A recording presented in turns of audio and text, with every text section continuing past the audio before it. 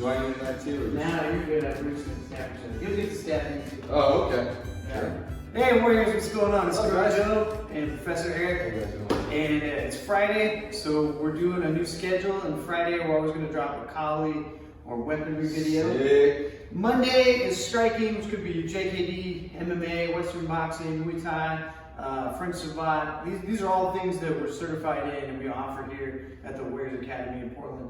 And then Wednesday, we're doing Gracie Jiu-Jitsu. Yep. Yeah, so Friday, we're bringing you knife work. We had a really good question in the comments because I mentioned I don't like to teach like people how to be like deadly with a knife on the internet because you never know like who's gonna watch the video or take it. But he asked a relevant question on defense. Cool. And he was like, can you do it unscripted?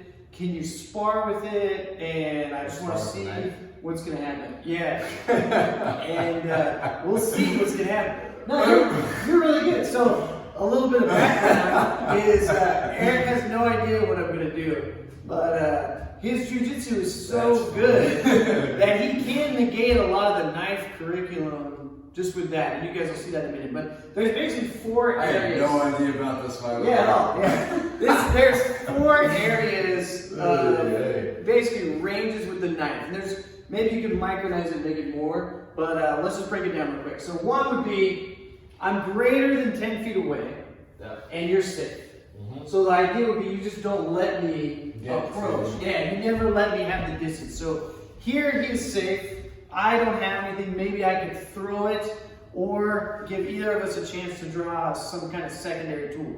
But that's your first indicator is long distance. I know this seems obvious, but it's important that we go through it. The next one is what I call the hot zone. And that would be like right about here where he can almost touch my shoulder. But see, he can't quite reach it. So I'm not in boxing range yet, but I can reach the limb and I can reach the body. And because he's directly in front of the point, this is the most dangerous area for you. Because is any of the grappling going to work? Nope. Striking's not going to work, right? Maybe you can kick or something, but I might also slash the leg. So this would be a great place for me to be as the knife holder, okay? The next spot is in this kind of start of tie-up range. Like if you do like a covered hit, yeah, like anytime you can do an arm drag.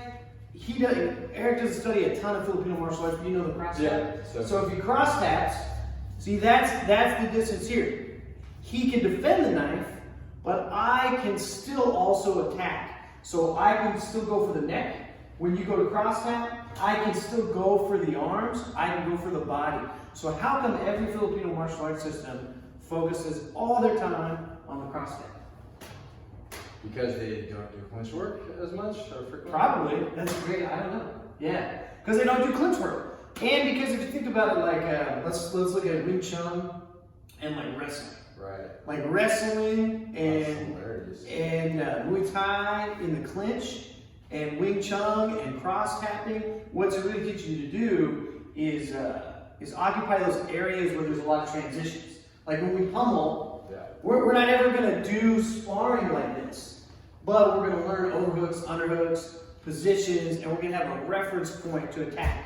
So when people start to cross tap, you don't want to do this cross tap, this one too. Okay, oh yeah.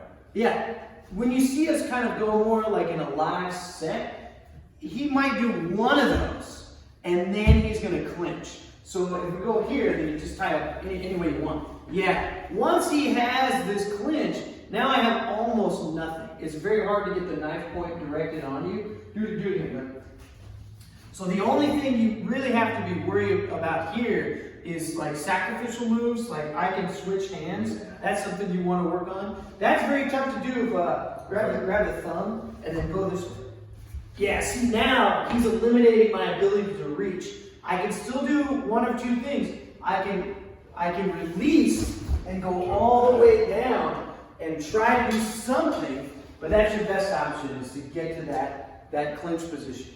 Okay, and then the other hot topic we'll just briefly touch on is like the sewing machine. Yeah, the sewing machine. Sewing machine, it goes back to ranges 1 and 2, complete distance and the point on the knife. To do the sewing machine, I have to enter range 3. So you can cross tap, you can tie up. Because I have to grab him to create leverage for this. And by doing so, I've automatically put you in the position to be able to clinch. Okay? So let's just play around with this for a minute. I'm going to use the shades. Sorry. And I'm going to work on cutting my partner, and he's going to enter or disengage or whatever he wants to do. But you can't run further than the camera run. So that's unfair. Because normally you could just leave. Yeah, you can't go past the window. Oh, I'll stay in zone.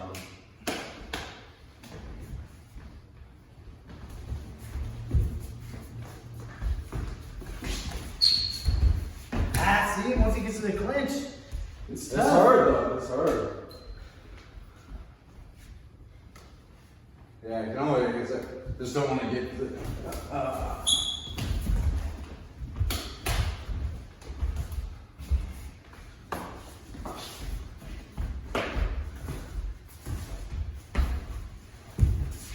Clinch, clinch, clinch, it's good. That's good, okay.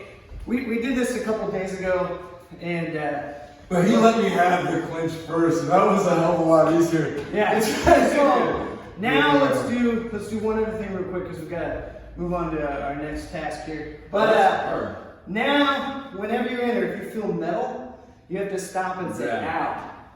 that's hard. Because all I can do is like, the entering is so difficult on this.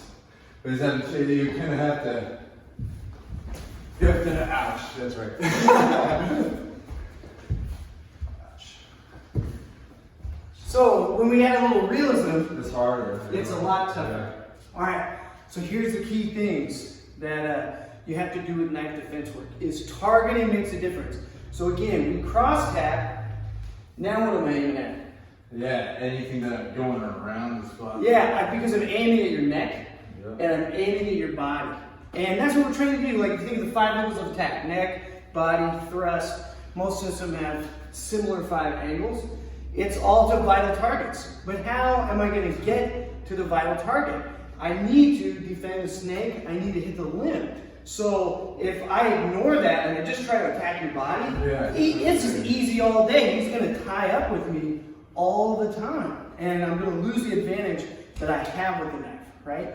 And for your defense too. Yeah. It's easy for you to defend the wide swings when I'm going to the body. But when I go, man, I don't like your defense, and I start to go for the limb, then I can enter. So what you have to do is you have to play a game. So you try to cut me wherever you want. You can do whatever you want. I don't know. So I have to get, I have to solicit commitment from you. Nice.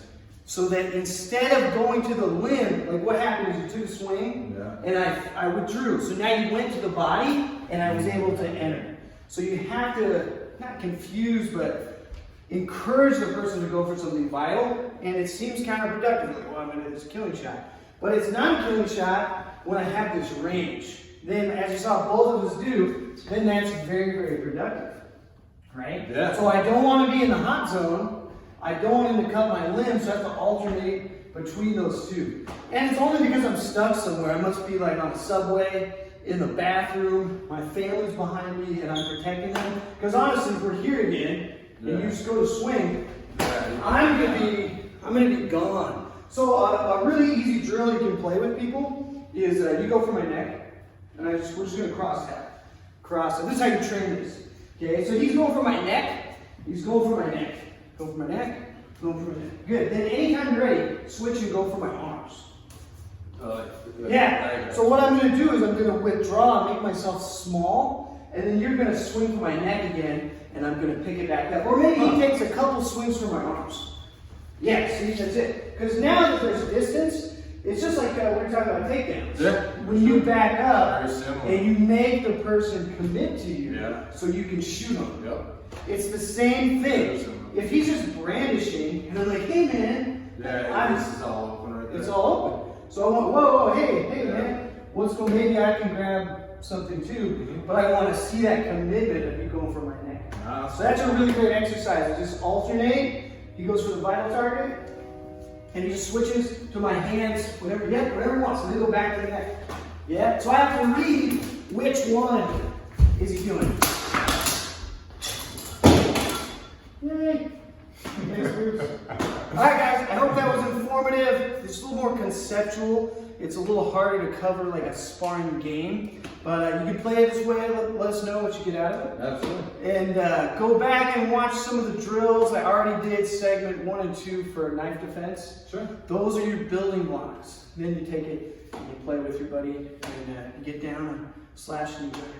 And don't do the thing like people take the metal trainer and they whack each other with it. Yeah. Like what we did, where you get the nick and you go, ow. That's enough. If you're smacking each other with the knife, that's not realistic either because it's a cutting tool. Mm-hmm. You know, you don't like baseball bat and carrots in the kitchen. You slice it, right? So, That's true. anything else? Oh, that's great, man. I thought that was Fun pretty stuff. cool. It was fun. All right, Warriors. It's Friday. It's Collie Day. We'll see you guys later. We are out. Where's out?